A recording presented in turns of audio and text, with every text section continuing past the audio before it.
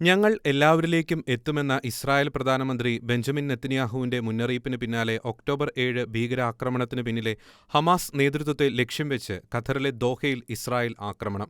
ഖത്തറിലെ ദോഹയിൽ ഹമാസ് നേതൃത്വത്തിനെതിരെ ആക്രമണം നടന്നതായി IDF-ഉം ഷിൻബെറ്റും ചൊവ്വാഴ്ച സ്ഥിരീകരിച്ചു. കൃത്യമായ രഹസ്യാന്വേഷണ വിവരങ്ങളുടെ അടിസ്ഥാനത്തിലാണ് ഉന്നത ഹമാസ് നേതാക്കളെ ലക്ഷ്യം വെച്ച് ഇസ്രായേൽ ആക്രമണം നടത്തിയിരിക്കുന്നത്.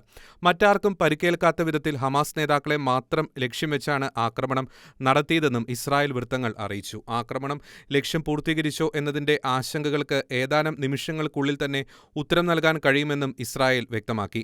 വർഷങ്ങളായി ഹമാസ് നേതൃത്വത്തിലെ ഈ നേതാക്കളാണ് തീവ്രവാദ സംഘടനയുടെ പ്രവർത്തനങ്ങൾക്ക് നേതൃത്വം നൽകിക്കൊണ്ടിരിക്കുന്നതെന്നും ഒക്ടോബർ 7 ക്രൂരമായ കൂട്ടക്കൊലയ്ക്ക് ഇവർ നേരിട്ട് ഉത്തരവാദികളാണെന്നും ഇസ്രായേൽ രാഷ്ട്രത്തിനെതിരായ യുദ്ധം ആസൂത്രണം ചെയ്യുകയും കൈകാര്യം ചെയ്യുകയും ചെയ്യുന്നതും ഇവരാണെന്നും പ്രസ്താവനയിൽ ഇസ്രായേൽ അറിയിച്ചു.